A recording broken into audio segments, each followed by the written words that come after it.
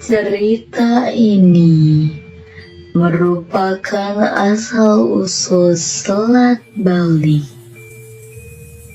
Cerita ini menjadi sangat populer karena mengisahkan tentang mengapa tidak ada jembatan antara Pulau Jawa dan Pulau Bali. Tersebutlah ada seorang Brahmana bernama Sidi Mantra yang dikaruniai seorang putra bernama Manik Angkeran. Manik Angkeran bukanlah anak biasa.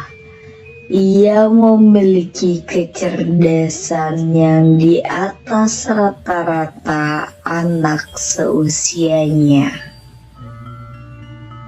Namun, ia mudah terpengaruh oleh teman-temannya. Suatu ketika, di hadapan Manik Angkeran, masyarakat sedang berjudi dan menyabung ayam. Ia amat tertarik. Manik Angkeran mulai berjudi dengan menyabung ayam. Awalnya ia beruntung karena ayamnya sering menang dan uang pun mengalir. Namun, keberuntungannya berubah. Hari-hari berikutnya, ayamnya kalah. Manik Angkeran terpaksa berhutang untuk menutupi kerugiannya. Seiring berjalannya waktu, ia bahkan mencuri harta ayahnya untuk melunasi utang-utangnya. Sidi Mantra mencoba untuk menasehati anaknya. Anakku, berjudi tak akan bisa membuatmu kaya. Justru akan membuatmu miskin. Berhentilah selagi belum terlambat. Namun, Manik Angkeran tidak peduli. Lambat laun, harta ayahnya pun habis untuk membayar utang. Manik Angkeran pun merengek pada ayahnya. Ayah, tolong aku.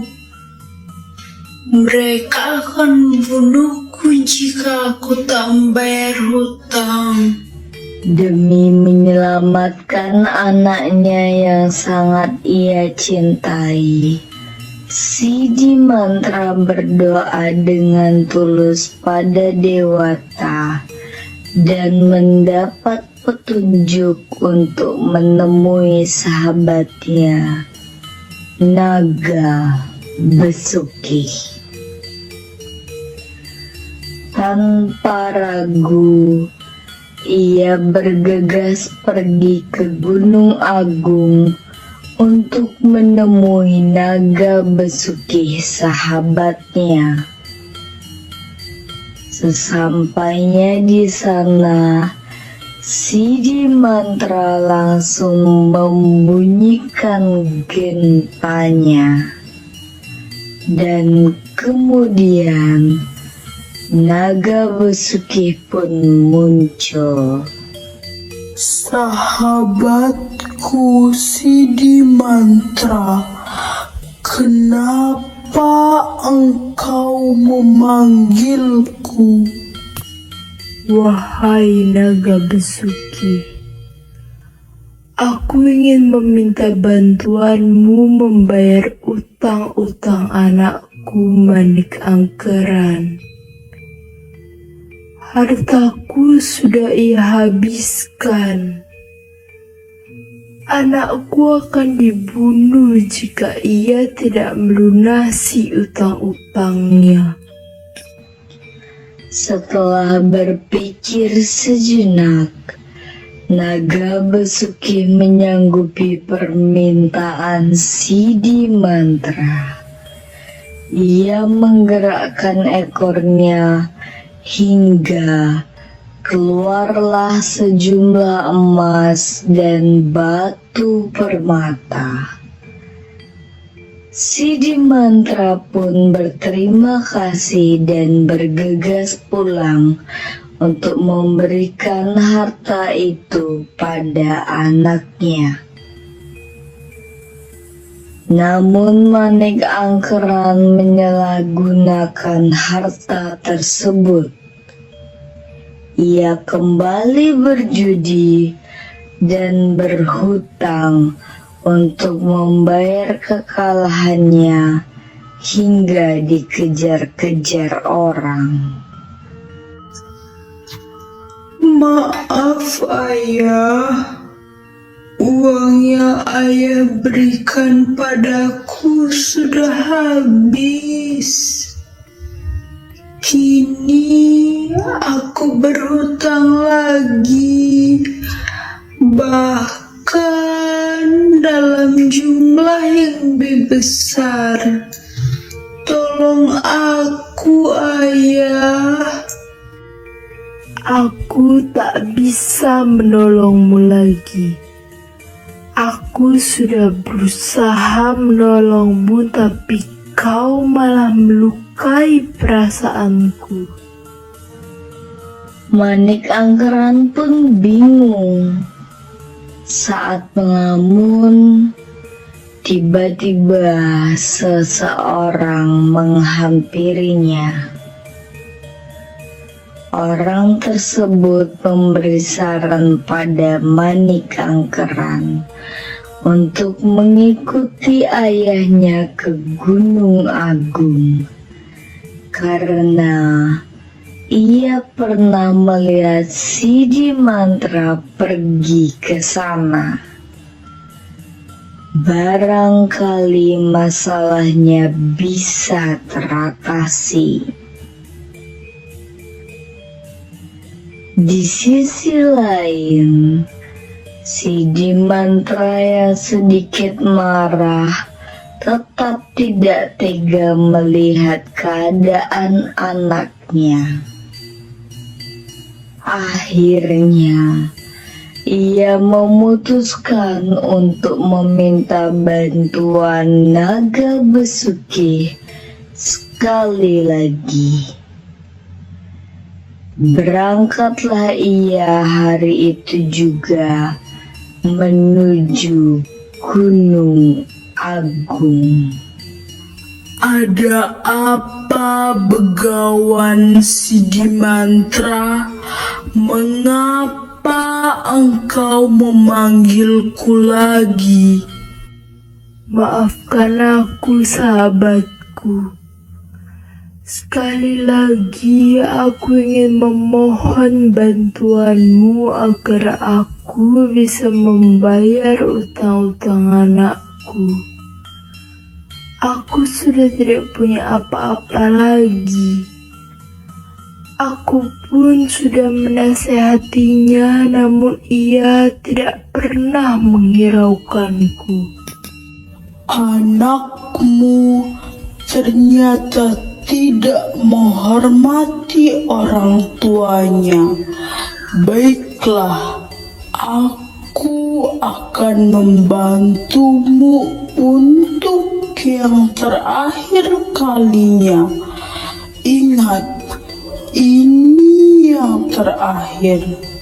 Naga besuki pun menggeliat, dan keluarlah emas dan permata dari tubuhnya. Si Dimantra pun segera mengambil harta tersebut dan berterima kasih kepada naga besuki, lalu bergegas pulang. Tanpa sepengetahuan si Dimantra, ternyata sedari tadi Manik Angkeran terus mengikuti dan mengawasinya dari kejauhan.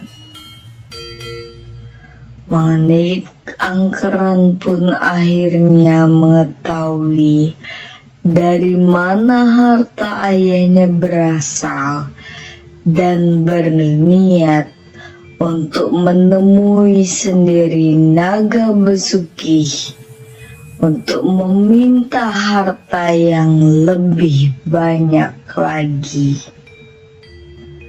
Sesampainya di rumah, si Dimantra langsung beristirahat dan Manik Angkeran pun langsung menjalankan rencananya. Ia mencuri genta milik ayahnya dan langsung bergegas ke Gunung Agung. Sesampainya di Gunung Agung, Manik Angkeran langsung menirukan ayahnya untuk membunyikan genta. Mendengar bunyi tersebut, naga besuki pun kembali keluar dengan keadaan marah. Siapa kau? Apa tujuanmu datang ke sini? Maaf naga besuki, namaku Manik Angkeran.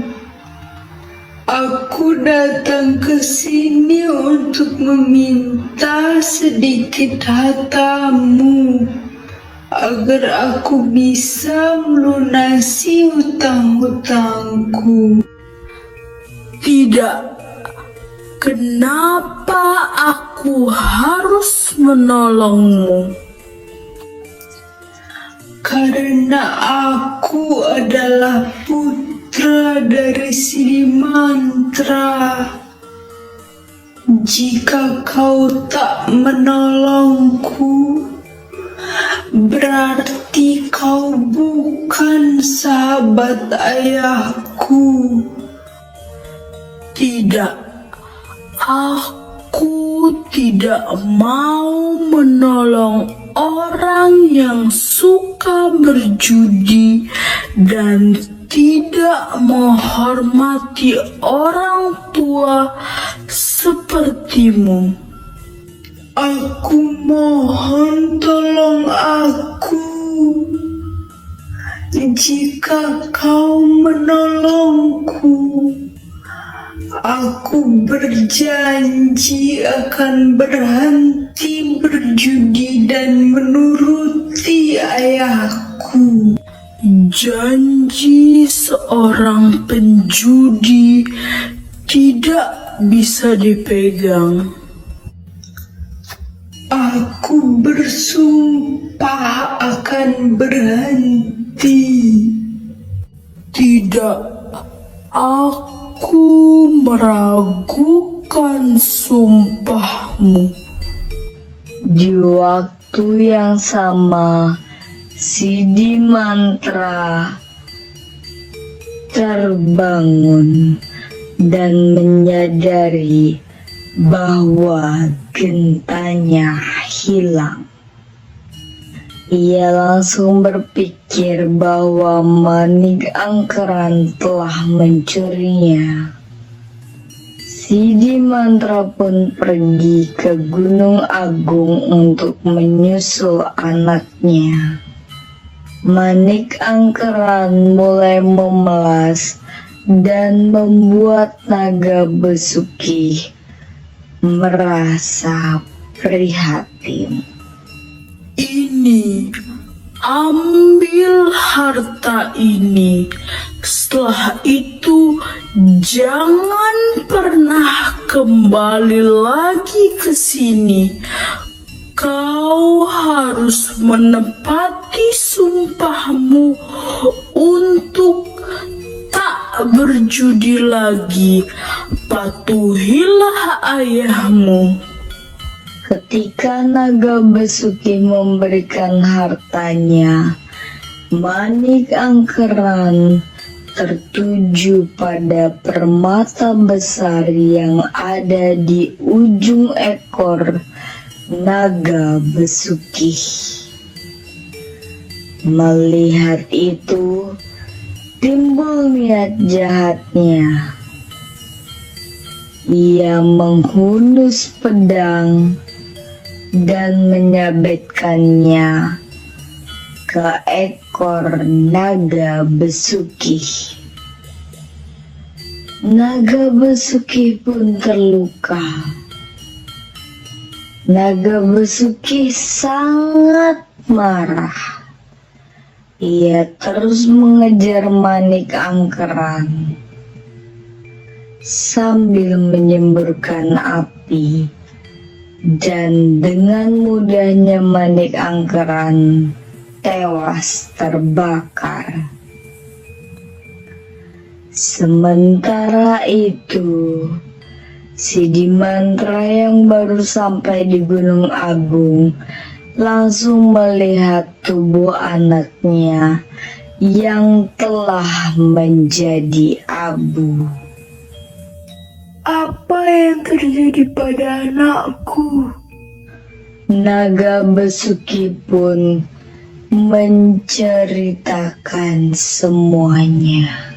Wahai Naga Besuki yang baik, sudahkah kau menghidupkan putraku lagi? Berilah ia kesempatan untuk memperbaiki dirinya. Aku juga akan mengembalikan ekormu seperti semula. Baiklah, jika begitu maumu, aku akan menghidupkan kembali putramu. Dengan kesaktiannya, Naga Besuki menghidupkan kembali Manik Angkeran, dan ekor Naga Besuki pun telah kembali normal. Ampuni aku, Ayah. Ampuni aku, Naga Besuki. Aku berjanji tidak akan mengulangi lagi semua kelakuan burukku. Kami mengampunimu, anakku. Tapi kau tak bisa pulang bersama ayah. Kau harus memulai hidup baru di sini bersama Naga Besuki yang akan mendidikmu. Kemudian Sidi Mantra mengeluarkan tongkat dan membuat garis yang memisahkan dirinya dengan anaknya. Tiba-tiba dari garis itu keluar air yang makin lama makin deras. Gunung Agung pun terpisah dari sekitarnya. Genangan air itulah yang kemudian dikenal dengan Selat Bali.